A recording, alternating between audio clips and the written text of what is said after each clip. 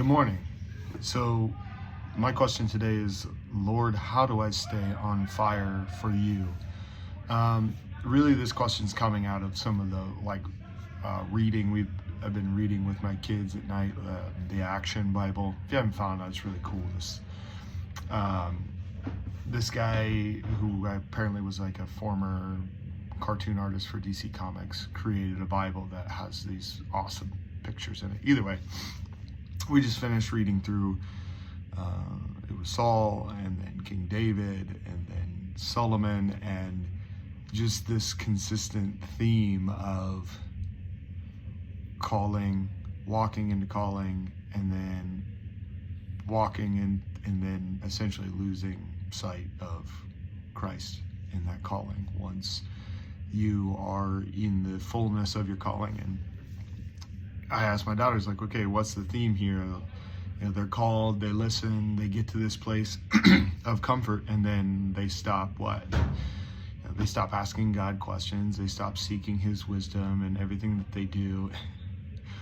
And my middle says, when are people gonna learn? And I just, in my head, I'm like, yeah, when are people gonna learn? And I said, hopefully it can start with us. Hopefully we can be the ones to seek him, even when we've reached the point in which we're quote unquote comfortable in his calling, and maybe we're not supposed to be comfortable ever. I don't know. But this morning in my quiet time, that was what spurred that question. Lord, how do I stay on fire for you? Because in this moment and over the past 2 years, I've been on fire. And there was a part of me this morning was going, man, how do I never let that fire burn out? What does that look like? And so that's where this question spurred. And he led me to a verse he's led me to the story multiple times. And it's almost like every time somebody described it as a gem being turned, and you see a different angle of the same thing, and yet it's still more beautiful. So we'll go to it. And Matthew 14:25. All right, let's dive in. Okay, the context to this one here is Jesus just fed the 5,000. And then you slide on down, and he sends his disciples out into a boat. And they're out in the middle of the boat, and they're getting hit by waves and wind. And then shortly before dawn, Jesus went out to them walking on the lake. And just for the sake of this understanding, I'll read the whole thing, but he called me specifically to 14:25. When the disciples saw him walking on the lake, they were terrified. "It's a ghost," they said, and cried out in fear. But Jesus immediately said to them, "Take courage, it is I, don't be afraid." "Lord, if it's you," Peter replied, "tell me to come to you on the water."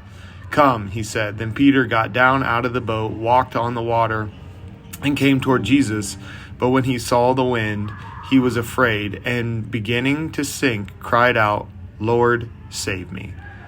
Immediately Jesus reached out his hand and caught him. "You of little faith," he said, "why did you doubt?" And when they climbed into the boat, the wind died down. Then those who were in the boat worshipped him, saying, "You truly are the Son of God." So I thought it was funny when he called me this verse, only because he's called me to it from a couple different angles. And today I got the sense that he wanted me to focus on the beginning of the story, where he said, shortly before dawn, Jesus went out to them walking on the lake. And what he said to me about that was, my son, let me greet you with the sun daily. Let me reveal my presence and calling for you daily as you step off the boat of slumber, stepping off daily into the storm of this world, learning how to see me and not the waves, feel my presence and not the prevailing winds. I said, okay, well then what do you want me to do? Greet me daily with questions and an open hand for more opportunities to walk in your identity within my kingdom. And so when I look at how that story is set up, in the sense of Jesus greets them, Peter questions him, who is this? And then Jesus calls him out, or doesn't call him out. Jesus says, can I step out? Jesus says, yeah, come on out. It's that opportunity of daily going, okay, let me sit and allow Jesus to come to me. And in that moment of him coming to me, it's my opportunity to go, Jesus, is that you? Jesus, what do you want me to know? What do you want me to know? Is that you? Yes. Okay. What do you want me to do? Can I step out into this boat? Yeah, come on out.